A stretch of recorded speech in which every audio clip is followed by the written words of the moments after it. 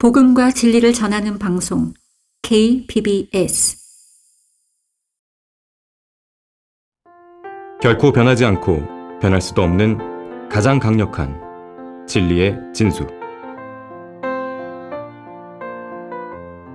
베드로전서 2장 9절에서 10절 말씀을 통해 그리스도인의 정체성을 확고히 하는 시간을 가져봅니다. 성경침례교회 박승용 목사가 강의합니다.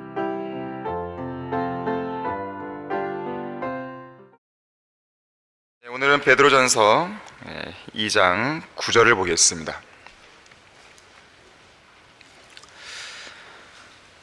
오늘날처럼 부흥과 개혁을 그렇게 많이 부르짖으면서도 부흥과 대각성이 좀처럼 일어나지 않는 그런 교회 시대는 지난 2000년 교회 역사에서 없었습니다. 우리나라가 특히 그렇죠. 이유가 무엇입니까? 소위 부흥과 개혁을 위해서 개최했던, 아마 아시는 분들도 계시겠지만 엑스플로 74라든지 80 세계 복음화 대성회라든지 성시화 운동, 성령 집회, 회초리 기도 대성회, 말씀 대성회, 기도 회복 운동, 이런 것들과 같은 이 경건의 모양만 가득 찬 인본주의적인 구호나 프로그램 따위로는 성경적인 부흥과 개혁을 절대로 이룰 수 없기 때문에 그렇습니다. 교회는 사람들의 호감을 사거나 관심을 끌고 또 사람들을 교회로 끌어모으기 위한 전략이나 구호, 프로그램 따위가 필요하지 않습니다. 교회 안에 정말로 필요한 것은 성경적인 진리를 있는 그대로 믿고 또 가르치고 배우고 또 실행으로 옮기는 것이에요.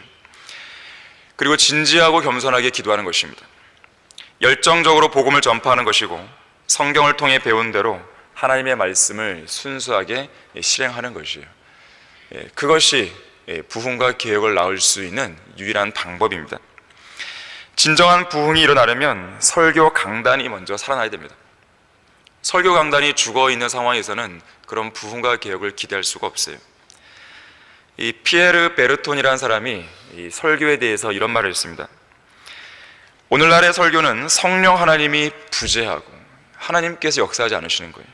부적합하고 성경적으로는 맞지가 않는 것이죠. 따분하고 잘못 전달되고 있다, 이렇게 얘기했어요. 말씀을 듣는 회중의 마음속에 죄에 대한 강한 찔림과 생각 및 행동의 변화를 낳을 수 있는 강한 도전, 이런 것들을 심어줘야 되는데 그렇게 하지 못하는 것이죠. 하나님만을 두려워하게 하고 세상과 죄로부터 성별하게 해주고 또 하나님을 더욱더 사랑하게 하는 그러한 설교를 해야 되는데 그런 설교가 나오지가 않는 거예요. 오히려 그러한 설교가 만담으로 대체가 되고 도덕적 훈화나 또 교인들이 지루해하는 눈과 가려운 길을 즐겁게 해줄 코미디나 쇼로 변질되고 있는 것이죠. 심지어 비진리를 퍼뜨리는 도구가 되어서 많은 사람들의 믿음을 뒤엎어버리고 있는 것입니다. 이것이 오늘날 교회의 설교 강단의 현실이에요. 저도 전에 다니던 교회가 비록 침례교회였음에도 불구하고 이 설교 내용이 도덕적으로 어떻게 하면 잘 사는가. 저도 이 군대에서 진리를 알고 나서 제대하고 난 다음에 곧바로 저는 성별하지 못했었습니다. 여러분도 아마 그런 마음이 있었겠지만 저도 제가 전에 다니던 교회를 바꿔야겠다, 변화시켜야겠다, 그런 마음 속에 남아 있었단 말이에요. 한 달 동안 있는 상황에서 얼마나 마음이 괴로웠는지 모르겠어요. 일단 진리를 맛보고 나서 난 후에 그런 세상 설교를 듣게 되면요, 못 견디는 것입니다. 참된 진리가 없죠. 그냥 도덕적인 훈화, 그런 이야기였어요. 아무런 생명력이 없습니다. 영적 생명을 깨울 수가 없는 것이죠.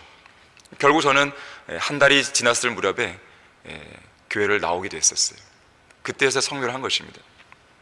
강단이 죽어 있습니다. 이 나라에 복음이 전파된 이래로 이 민족을 복음화시킨 설교자가 단 한 명도 나오지 않았다는 것, 또 제대로 된 부흥과 개혁이 일어나지 않은 이유, 바로 여기에 있는 것이에요. 강단이 완전히 죽어버린 것입니다. 누구에게 책임이 있습니까? 이 나라의 설교자들에게 책임이 있어요. 지금이라도 그들은 바른 성경으로 돌아와서 그 앞에 겸손히 엎드리고 부복하든지 아니면 강단에서 내려와야 돼요. 당장 설교를 하면 안 됩니다. 자격 없는 설교자들이 계속해서 강단에서 설쳐대면 부흥과 개혁은 더욱더 요원해질 수밖에 없어요. 부흥과 개혁을 위해 집회를 개최한답시고 가련한 교인들의 돈이나 충내는 쓸데없는 집회들은 지금 당장 중단을 해야 되는 것이죠.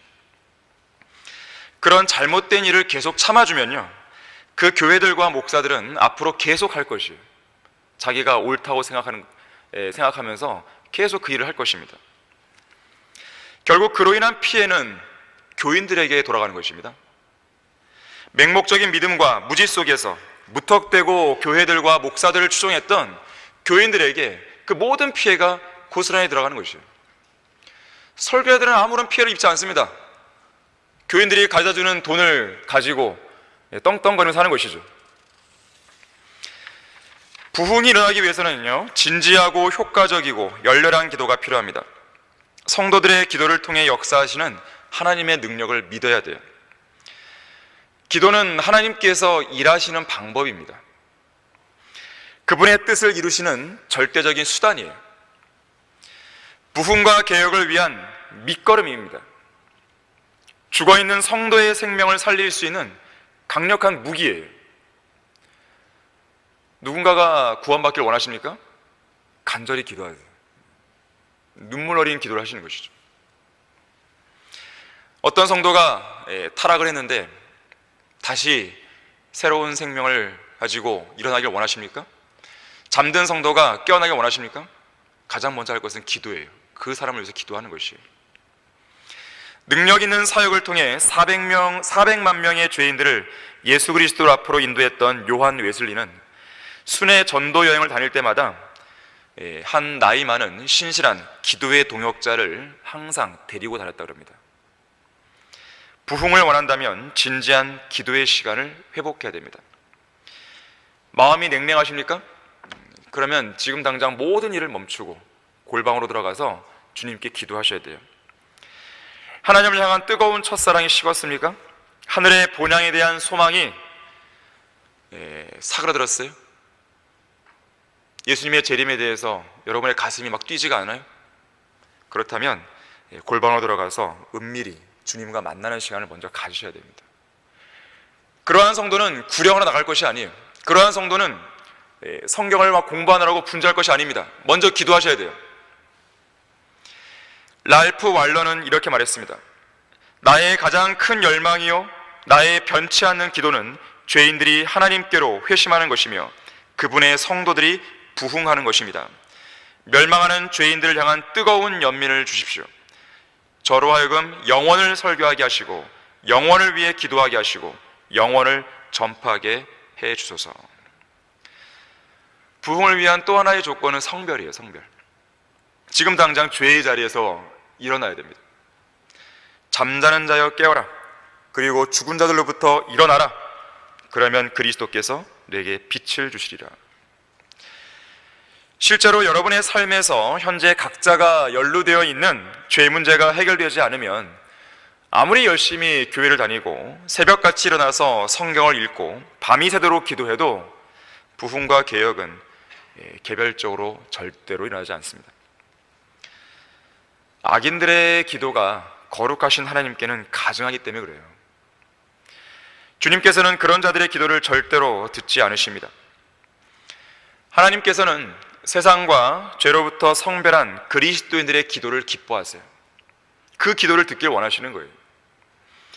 그러한 기도를 들으셔서 위대한 능력을 그들의 눈앞에서 행하시는 것입니다. 교회 안의 성도들이 성별을 위해서 하나님 앞에 온전히 자복하고 회개할 때, 그리고 성별을 위해서 분연히 일어날 때 부흥은 반드시 일어나게 되어 있습니다. 이사야 57장 15절은 이렇게 말씀합니다. 영원에 거하시는 높고 우뚝 솟은 분, 그의 이름이 거룩이신 분이 이같이 말하노라. 나는 높고 거룩한 곳에 거하며 또한 통회하고 겸손한 영을 지닌 자와 함께 거하여 겸손한 자의 영을 소생케 하고 통회하는 자의 마음을 소생케 하는도다 그랬어요. 이 마지막 배교한 교회 시대에 우리가 통회하는 마음과 겸손한 영을 지니기 위해서는 우리 손에 들려있듯이 바른 성경이 필요한 거예요. 바른 성경인 한글 킹제임 성경만이 성령 하나님께서 비추시는 그 빛으로 우리의 지각을 열어줄 수 있고, 우리의 지성의 눈을 밝혀줄 수 있고, 우리의 마음속에 드리운 어두운 생각들을 몰아내고 올바른 영적 분별력을 갖추게 할 수 있는 거예요. 자, 오늘 우리는 예수 그리스도의 이름으로 모였어요.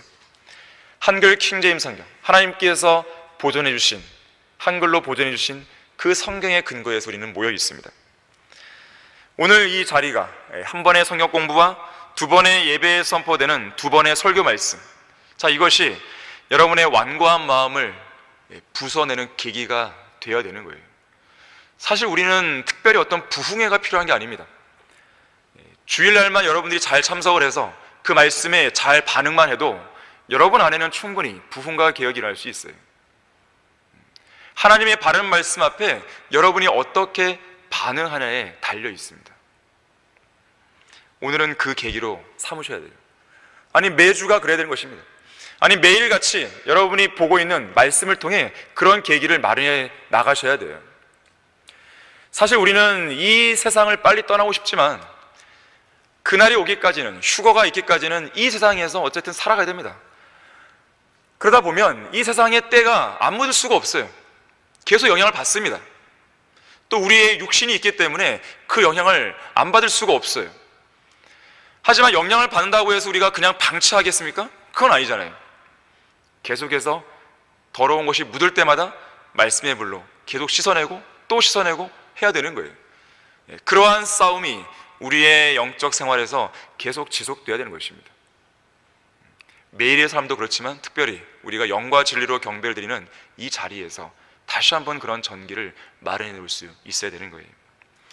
자, 우리는 그러한 마음과 자세로 오늘 베드로전서 2장 9절과 10절을 한번 보겠습니다. 그러나 너희는 선택받은 세대요, 왕같은 제사장이며 거룩한 민족이요, 독특한 백성이니 이는 너희를 어둠에서 불러내어 그의 놀라운 빛으로 들어가게 하신 분의 덕을 너희로 선포하게 하려는 것이니라. 너희가 전에는 백성이 아니었으나 이제는 하나님의 백성이며 전에는 자비를 받지 못했으나 이제는 자비를 받았느니라. 자, 여기에 나오는 내용은 교회의 정체성이 무엇인지를 잘 보여주고 있습니다. 교회의 정체성, 교회를 구성하는 그리스도인들의 정체성을 아주 분명하게 보여주고 있어요. 자, 교회가 무엇입니까? 교회는 눈에 보이는 건물이 아니라 그랬어요. 물리적인 돌들로 쌓아 올린 성전이 아니라 그랬습니다. 지상생의 마지막 주간에 성경의 예언대로 나귀 새끼를 타시고 예루살렘에 입성하신 예수 그리스도께서는 백성들을 책망하죠. 성전을 강도들의 소굴로 만들어버린 백성들을 책망하시면서 이 성전, 곧 이 내 집을 가리켜서 기도하는 집이라고 예수님이 말씀하셨어요. 자, 그런데 그때 예수님께서 말씀하신 것은 궁극적으로는 재림 때 세워질 천년왕국 성전을 염두에 두고 하신 말씀이었습니다. 하지만 교회를 건물이나 성전으로 오해한 이 나라 목사들은 예수님의 그 말씀을 곡해하죠. 그러면서 자기들 교회 건물 벽에다가 커다란 현수막을 걸어놓는데 거기에는 뭐라고 쓰여 있습니까? 내 집은 기도하는 집이라. 교회가 뭔지 모르니까 그런 무식한 말을 하는 것이에요. 아무데나 그냥 갖다 붙이는 것이죠. 그뿐만 아니라 대로와 산간마을로 가서 사람들을 억지로라도 오게 하여 내 집을 채우도록 하라. 누가복음 14장 23절의 말씀도 그들은 오해해버리죠. 그러면서 새신자 초청 집회나 이웃 초청 간증 집회 등을 열어서 구원받지 않은 죄인들을 억지로 데려와서 교회 건물을 가득 채우는 것이죠. 또한 그런 집회에는 그런 효과를 극대화하기 위해서 푸짐한 선물을 준비하고 음식 혹은 각종 이벤트나 콘서트, 열린 예배, 특히 세상의 운동선수들을 초청해서 간증 아닌 간증하는 것이죠. 연예인들을 초청해서 간증 아닌 간증을 하는 것이죠. 어떤 노래 밴드, 그런 그룹들 초청해서 세상 문화를 보여주는 것이에요. 그건 교회가 아닙니다. 또한 흔히들 오해하듯이 로마 가톨릭도 교회가 아니에요. 우리는 로마 가톨릭 교회, 이런 말을 쓰지 마십시오. 물론 교회라고 하는 그 말의 의미에는 폭넓은 의미가 있기 때문에 폭넓은 의미에서는 쓸 수 있을지 모르지만 우리가 흔히 알고 있는 교회의 개념, 그러한 개념으로는 로마 가톨릭을 적용할 수 없습니다. 그런 교회는 없어요. 하나님의 교회를 흉내내는 가짜죠. 마귀들의 거처죠. 온갖 더러운 영들의 소굴일 뿐입니다. 그들의 수장인 교황은 기만하는 사탄의 종이고 적그리스도의 예표예요. 이 필립 샤프를 위시해서 카톨릭 편에 서 있는 교회 역사가들은 로마 가톨릭의 역사를 교회의 역사로 간주합니다. 그것을 참된 교회의 역사로 간주해버리는 거예요. 하지만 우리는 단언컨대 그것은 반교회예요. 반교회사예요. 반교회사. 참된 교회사가 아닙니다. 자, 우리가 성경대로 믿는 침례교회라고 말할 때 이 침례교회의 의미가 뭐냐면 단순히 침례를 준다, 그것으로만 여러분들이 국한시키면 안 됩니다. 침례라는 말 안에는 뭐가 있냐면 카톨릭의 그 어떤 것도 우리는 반대한다는 의미예요. 반카톨릭의 의미가 담겨 있는 것입니다. 단순히 우리는 세례 안 주고 침례를 줘, 그렇게만 알고 있는 사람은 침례교회의 의미를 잘 모르는 거예요. 카톨릭의 모든 것을 반대하는 거예요. 비성경적인 모든 걸 반대하는 거예요. 비성경적인 교리로 점철되어 있는 그 마귀들의 집단인 카톨릭을 반대한다는 의미입니다. 왜냐하면 그 침례 때문에 수많은 성경대로 믿는 사람들이 카톨릭에 의해서 죽임을 당했습니다. 순교한 것이에요. 또한 교회는 단순한 조직체가 아니에요. 조직체라고 말할 때는 주의해서 말해야 됩니다. 세상 조직체처럼 말하면 안 됩니다. 유기적인 조직체예요. 그리스도의 몸된 이 유기체가 눈에 보이는 형태로 나타난 게 교회란 말이에요. 그래서 조직체긴 조직체인데 엄밀히 말하면 유기적인 조직체예요. 단순한 조직체가 아닙니다. 그 조직체에 속한 회원들의 권익을 도모하고 서로 간의 교류를 장려하는 사회단체, 그런 게 아니에요. 육신의 정욕을 만족시키고 인맥을 넓혀가기 위한 사교의 장도 아닙니다. 불신자들의 돈을 모아서 가난한 회원들을 돕기 위해 면죄부나 어떤 상품을 파는 상점들도 아닙니다. 기업이 아니에요. 노숙자들에게 밥을 퍼주고 불우이웃을 도와주고 독거노인들을 위해서 김치를 담가주고 연탄을 날라주는 사회복지단체나 자선단체가 아니에요. 교회는 그런 데가 아닙니다. 그러면 교회는 무엇입니까? 그리스도의 몸이에요. 교회는 한마디로 그리스도의 몸이에요. 우리 다 같이 에베소서 1장 22절 23절 보겠습니다. 여러분은 교회의 정의를 명확하게 아셔야 됩니다. 그래야만 교회 안에서 엉뚱한 짓을 안 할 수 있는 거예요. 에베소서 1장 22절 23절을 보시면, 또 만물을 그의 발 아래 두시고 그를 만물 위에 머리가 되게 하셔서 교회에게 주셨느니라. 교회는 그의 몸이니 그랬어요. 교회의 정의예요. 만물 안에 모든 것들을 채우시는 분의 충만이니라 그랬어요. 그리스도의 몸이기 때문에 유기체예요. 지금도 계속해서 자라가고 성장하는 것이죠. 성장이 멈춘 게 아닙니다. 눈에 보이지만 않을 뿐이지 살아있는 건물이에요. 살아있는 유기체입니다. 지금도 움직여요. 지금도 자라납니다. 지금도 성장합니다. 예수 그리스도를 믿고 구원받은 성도들이 계속해서 그리스도의 몸으로 들어오고 있잖아요. 계속 성장하는 것이에요. 또한 이 교회에 속한 우리 모든 그리스도인들이 영적으로 계속 성장해 나가잖아요. 그리스도의 몸이 성장해 나가는 거예요. 유기체입니다. 또한 이것은 살아있는 건물이에요. 이 건물을 구성하는 구성원들 모두가 다 살아있는 돌들입니다. 살아있는 돌들로서 이 살아있는 건물을 구성하고 있는 것이죠. 유기체적인 건물입니다. 다시 베드로전서로 돌아오시면요, 베드로전서 2장 5절 한번 보십시오. 교회를 이렇게 말하죠. 너희도 산 돌들로서 영적인 집으로 지어지고 예수 그리스도로 인하여 하나님께서 기뻐하실 영적인 제물들을 드리는 거룩한 제사장이 되느니라. 자, 영적인 집으로 지어져 가고 있습니다. 자, 이처럼 물리적인 건물이 아니라 영적인 집인 이 교회는 디모데전서 3장 15절에 의하면 진리의 기둥과 터전으로 불리게 됩니다. 만일 내가 지체하면 내가 하나님의 집에서 어떻게 처신해야 하는가를 알게 하는 것이라. 이 집은 살아계신 하나님의 교회요 진리의 기둥과 터전이니라. 교회가 건물이라면 어떻게 진리의 기둥과 터전이란 말을 할 수 있겠습니까? 그냥 이런 시멘트로 이게 콘크리트를 부어 만든 그런 기둥, 그렇게 말을 해야죠.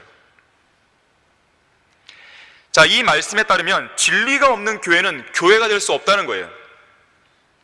진리가 부재한 자칭 교회들이 이 나라에는 5만 6천 개 이상이 됩니다. 왜 그렇습니까? 진리는 하나님의 말씀인데 그 말씀은 바른 성경 아니겠습니까? 가짜 교회들은 개혁 성경이나 개혁 개정판을 들먹이면서 가짜 성경을 들먹이고 있기 때문에 그들은 교회가 될 수 없어요. 진리의 기둥과 터전이 아닌 것이죠. 자, 한편 오늘 본문인 9절에서는요 교회의 정체성, 우리 성경대로 믿는 그리스도인의 정체성을 4가지로 설명합니다. 베드로전서 2장 9절에서 첫 번째는 선택받은 세대예요. 세대가 뭐예요? 세대는 기간이 아닙니다. 세대는 어떤 시대가 아니에요. 세대는 어떤 사람들이에요. 어떤 특정 기간에 속해 있는 사람들을 가리켜서 세대란 말을 씁니다.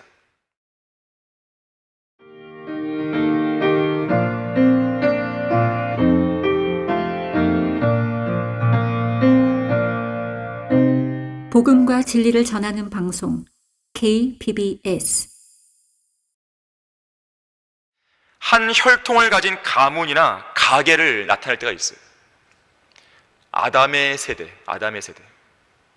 아담에 속한 어떤 한 혈통이죠. 조상에서 후손으로 이어지는 어떤 기간에 속한 사람들을 말하는 것이죠. 사람들이에요. 같은 시대에 살면서 동일한 문화와 의식을 갖는 비슷한 연령층의 사람들, 어떤 사람들이에요. 그래서 예수님께서 이 바리새인들을 뭐라고 말씀하셨어요? 독사들의 세대야. 독사들의 기간이 아니잖아요. 독사들이란 기간은 없잖아요. 세대, 사람이에요, 사람. 이 제 나이에 해당하는 사람들을 옛날에 X세대였어요, X세대. 지금은 MZ세대가 등장했죠, MZ세대. 이 1980년대에서 1990년대 중반에 태어난 밀레니얼 세대, 여기에서 M이 붙었고요. 1990년대 중반에서 2000년대 중반에 태어난 이 Z세대, 이것이 합쳐서 만들어진 표현이에요. MZ세대. 이들이 공유하는 가치관이나 행동이 하도 독특해서요, 어떤 사람들은 MZ세대를 뭐지? MZ 뭐지? 이렇게 이 규명하기가 어렵다는 거예요. 이런 사람들은 처음 본 거죠. 자, 어쨌든 세대는 어떤 기간이 아니라 어떤 특정 시대를 살아가는 일단의 사람들입니다. 자, 교회의 시대를 사는 우리 그리스도인들은 선택받은 세대예요. 어떤 의미입니까, 이게? 예수 그리스도를 자신의 구주로 믿음으로 선택했잖아요. 또한 주님께서는 그렇게 믿음으로 선택한 그 세대를 하나님의 아들들로 선택하셨잖아요. 선택받은 세대예요. 우리를 양자로 선택하셨죠. 자녀들로 입양하셨죠. 또 예수 그리스도를 많은 형제 가운데서 첫 태생이 되게 하시려고 그 아들의 형상과 일치하도록 우리를 선택하신 것이죠. 선택받은 세대예요. 무조건적인 선택, 이런 건 없습니다. 조건에 따른 선택이에요. 두 번째로 우리는 왕 같은 제사장입니다. 현 교회 시대의 예수님께서는 대제사장으로 사역하고 계시죠. 그래서 우리도 역시나 지금 이 시대는 어떤 직분을 갖는 거예요? 영적인 제물들 드리는 거룩한 제사장들이죠. 영적인 제사장이에요. 자, 우리가 드려야 될 제물은 영적인 제물들이에요. 찬양을 드리고 감사를 드리고 우리의 믿음을 표명하고 때로는 우리의 몸을 드리고 우리가 드려야 될 제물들이에요. 하지만 우리는 이러한 대제사장으로서만, 이러한 제사장으로서만 역할이 끝나는 게 아니죠. 장차 재림 때는 왕들이 되는 거예요. 왕들, 통치자들. 하나님 그의 아버지를 위하여 우리를 왕들과 제사장들로 삼으신 그분께 영광과 권세가 영원 무궁토록 있을지어다. 아멘. 그랬어요. 요한계시록 1장 6절의 말씀입니다. 자, 세 번째로 우리의 정체성이에요. 거룩한 민족이다. 거룩한 민족. 우리는 세상의 모든 민족으로부터 불러냄을 받아 성별된 사람들로 구성된 하나의 민족입니다. 하나의 민족이에요. 거룩한 민족들, 안 그랬어요. 거룩한 민족. 하나의 민족이에요, 우리는.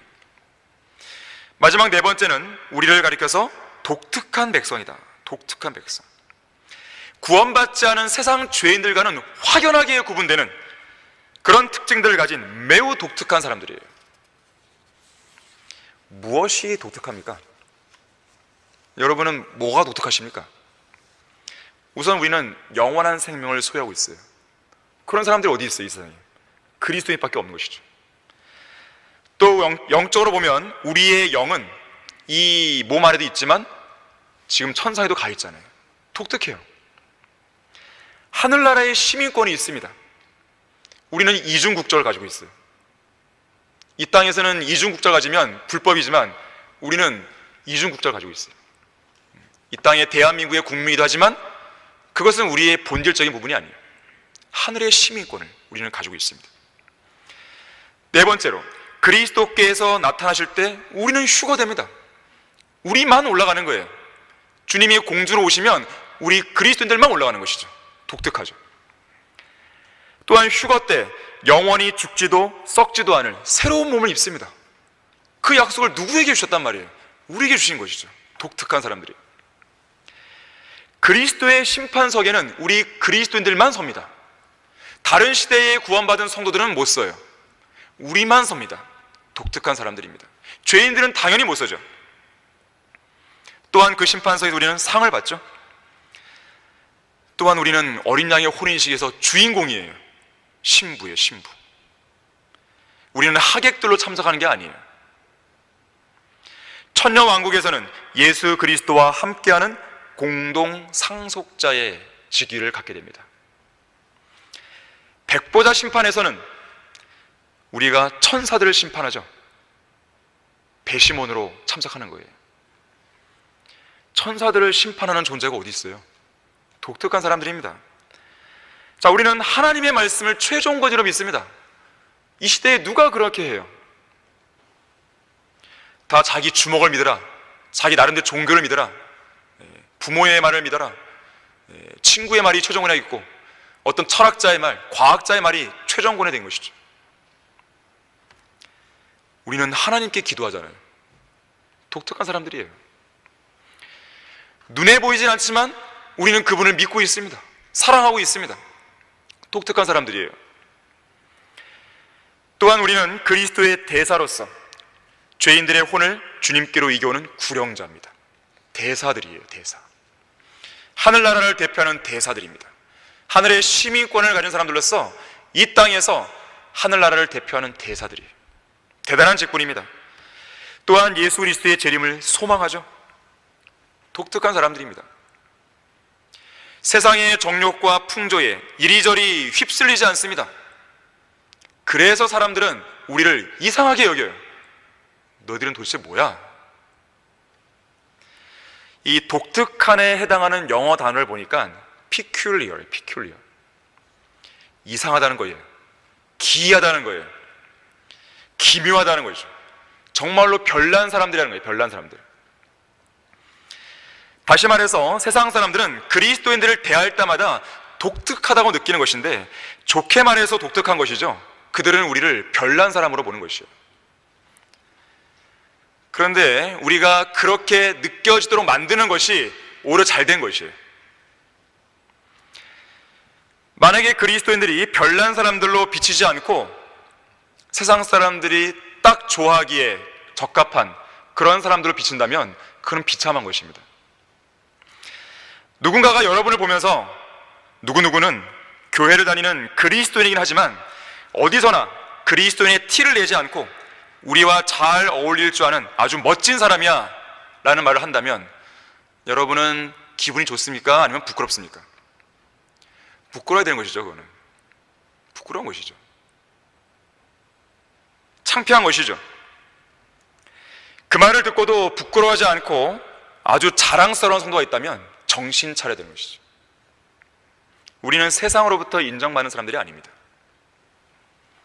자, 그런가 하면 여기 9절에서 제시된 정체성과 유사한 정체성을 지녔던 민족이 있었습니다.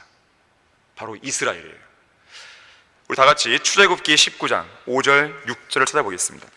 여기 베드로전서와 한번 비교를 한번 해보세요. 출애굽기 19장 5절 6절이에요. 똑같은 것 같지만 차이가 있습니다. 완전히 똑같은 표현을 안 쓰고 있어요. 자, 출애굽기 19장 5절 6절을 보시게 되면 비교를 한번 해보십시오. 그러므로 이제 만일 너희가 참으로 내 음성에 복종하고 나의 언약을 지키면 너희는 모든 백성보다 나에게 독특한 보물이 되리니 이는 온 땅이 내 것임이라. 너희는 나에게 제사장들의 왕국이 되며 거룩한 민족이 되리라. 이것이 내가 이스라엘의 자손에게 고할 말이니라 하시니라. 자, 하나님께서는 이제 모세의 언약을 맺으시고 계시는데 그 맺으시는 장면 속에서 이스라엘을 이런 민족으로 만들어 줄 거야 라고 하나님은 약속하시는 거예요. 자, 이스라엘은 독특한 보물로 불리죠. 독특한 보물. 우리는 뭐였습니까? 독특한 백성이. 또한 이스라엘은 제사장들의 왕국이다 그랬습니다. 그래서 제사장들의 왕국이기 때문에 그 왕국 안에서 특별히 제물을 드리는 제사장들이 따로 선임되었죠. 하지만 우리는 뭐예요? 제사장들의 왕국이 아니라 왕 같은 제사장이에요. 우리 모두가 다 제사장입니다. 어떤 특정 몇몇 사람만 제사장이 아니라 어떤 사제들이라고 하는 그런 그룹만 있는 게 아니라 모두가 다 영적인 제물들 드리는 제사장들이에요. 또한 이스라엘은 거룩한 민족이죠. 이것은 우리와 똑같죠. 우리도 거룩한 민족이에요. 다만 차이가 있다면 이스라엘은 물리적인 민족이죠. 물리적으로 거룩한 민족이에요. 우리는 영적으로 거룩한 민족이죠. 영적인 민족입니다. 쉽게 말해서.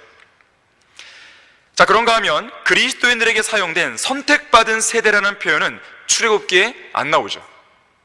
선택받은 세대. 자, 하지만 신명기 7장 한번 보세요. 신명기 7장 6절 한번 보십시오.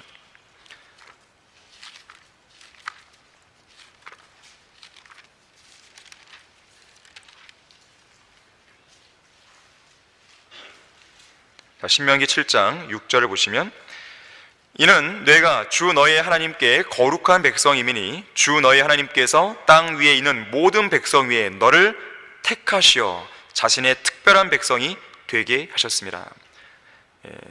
특별한 백성, 스페셜하다, 스페셜. 우리는 독특한. 여기에 택하다는 말이 나오죠. 택하다. 또 신명기 14장 2절 보세요. 신명기 14장 2절 보시면 이는 내가 주 너의 하나님께 거룩한 백성이요 주께서 지상의 모든 민족들 가운데서 너를 택하여 자신에게 속한 독특한 백성이 되게 하셨습니다. 이번에는 피큘리라는 단어를 쓴 것이에요. 자, 이스라엘 민족은 독특한 백성, 특별한 백성. 그런데 여기서 택하다는 말 썼죠. 다시 말하자면 이스라엘 역시나 선택받은 세대라는 말은 쓰진 않지만 선택받은 백성인 것은 분명한 것이죠. 자, 다시 베드로전서 2장으로 돌아오시면 본문 10절을 보시게 되면요, 우리 그리스도인들이 전에는 백성이 아니었다고 말씀합니다. 왜냐하면 우리는 유대인이 아니었기 때문에 그래요. 이방인이었기 때문에 그렇습니다. 자, 시대를 막론하고 전 세계 3천여 개의 민족들 가운데서 하나님의 백성으로 불릴 수 있는 민족은, 물리적인 민족, 정치적인 민족은 이스라엘이 유일합니다. 이스라엘밖에 없는 것이에요. 나머지는 모두 다 이방 민족으로서 할례받지 못한 이방의 죄인들에 불과하죠. 그래서 우리 모두가 다 구원받기 전에는 백성이 아니었습니다. 백성으로 누릴 수 있는 자비를 받지도 못했어요. 하지만 구원받은 이후에는 우리의 신분이 달라졌죠. 하나님의 백성, 그것도 독특한 백성이 되었고 독특한 백성으로서의 자비도 누릴 수 있게 된 것입니다. 우리의 정체성이 바뀐 거예요. 정체성이 바뀌었으면 정체성이 바뀐 대로 살아야 되는 것이에요. 그리스도인답게 살아야 되는 것이에요. 선택받은 세리답게 살아야 되는 것이죠. 왕같은 제사장, 거룩한 민족, 독특한 백성답게 살아야 되는 것이에요. 우리는 장차 왕이 될 것인데 왕은 왕답게 살아야 되죠. 거지처럼 살아서 되겠습니까? 자, 에베소서 2장 11절 한번 찾아보겠습니다. 사도 바울도 우리의 변화된 정체성에 대해서 에베소서 2장 11절에서 또 12절까지 설명을 하고 있습니다. 그러므로 너희는 손으로 육체에 행한 할례자라 불린 자들에 의하여 과거에는 육체로 무할례자라고 불린 이방인들이었음을 기억하라. 우리는 과거의 백성이 아니었다는 거예요. 그때 너희는 그리스도로부터 분리되어 있었고 이스라엘 나라에 속하지 않은 타국인이요 약속의 언약들로부터는 생소한 사람이었으며 소망도 없고 세상에서 하나님도 없었느니라. 모두가 다 우상 숭배자들, 하나님으로부터 멀리 떨어져 있는 사람들이었어요. 그런데 우리의 인생에 대반전이 일어났습니다. 극적인 드라마가 우리 인생에 펼쳐졌어요. 13절을 보세요. 그러나 한때 멀리 있었던 너희가 이제 그리스도 예수 안에서 그리스도의 피로 가까워졌느니라. 성경의 한 단어 한 단어가 왜 중요한지를 다시 한번 여기서 우리는 볼 수 있어요. 그러나라는 단어가 단순한 접속사가 아닙니다. 접속사로 쓰인 이 단어가 우리의 인생 속에 들어왔기 때문에 우리의 인생에는 대반전이 일어나는 것이에요. 여러분의 인생에 이 단어가 들어오지 않았다면 여전히 여러분들은 소망 없는 사람들로 살아가고 있는 것이에요.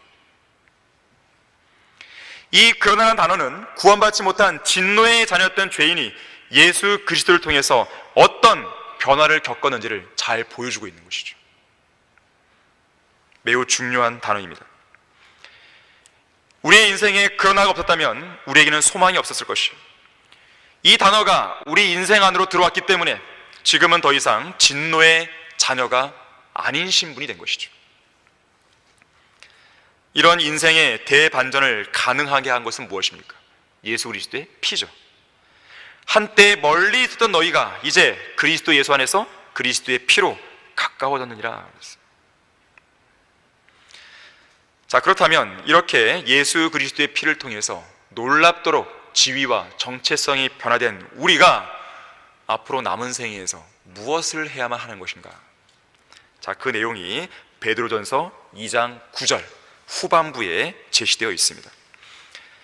2장 9절은 우리에게 우리의 정체성을 말해줄 뿐만 아니라 그 정체성에 걸맞는 행동이 무엇인지를 우리에게 설명해 줍니다. 뭐라고 말합니까? 이는 이렇게 정체성이 바뀐 이유는 너희를 어두움에서 불러내어 그의 놀라운 빛으로 들어가게 하신 분의 덕을 너희로 선포하게 하려는 것이라. 하나님의 덕을 선포해야 됩니다. 하나님께서 우리를 어떻게 불러내셨는지 설명해야 돼요. 어떻게 우리에게 어둠 속에서 빛을 보여주셨는지 찬양하고 선포해야 되는 것입니다. 선포하되 공개적으로 해야 됩니다. 어디 몰래 숨어서 혼잣말 하듯이 해서는 안 되는 것이죠. 세상을 향해 당당하고 담대하게 구원의 빛을 비출 수 있어야 됩니다. 진리의 빛을 드높여야 되는 것이죠. 부끄러워하지 말고 담대해야 됩니다. 여러분이 누구인지를, 여러분이 왜 독특한 사람들인지를 만천하에 보여야 되는 것이에요. 여러분의 정체성을 세상에 구원받지 않은 죄인들 향해서 분명하게 시인하고 사셔야 되는 것이에요. 꿀릴 이유가 뭐가 있습니까? 그리스도인들이. 우리에게는 하나님의 말씀이 있기에 거칠 것이 없습니다. 보헤미아의 위대한 개혁자 존 후스는 진리의 깃발을 높이 들고서 성경적 믿음을 지키다가 순교를 당했습니다. 그는 화형을 당할 때 자기를 지켜보고 있는 성도들 향해 이렇게 외쳤어요. 신실한 그리스도인들이여, 진리를 찾아라, 진리를 들어라, 진리를 배우라, 진리를 사랑하라, 진리를 말하라, 진리를 지키라, 죽기까지 진리를 수호하라. 왜냐하면 진리가 우리를 죄와 마귀와 죽음과 영원한 지옥의 형벌로부터 자유롭게 해주기 때문이다 그랬어요.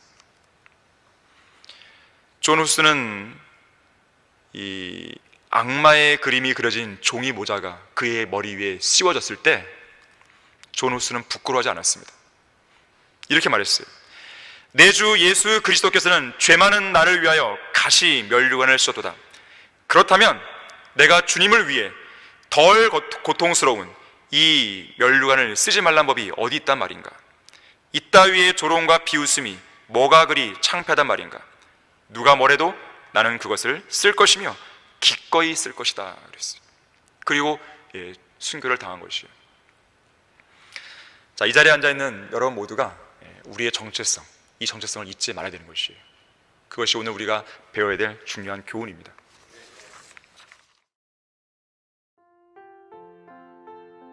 진리의 진술을 마칩니다.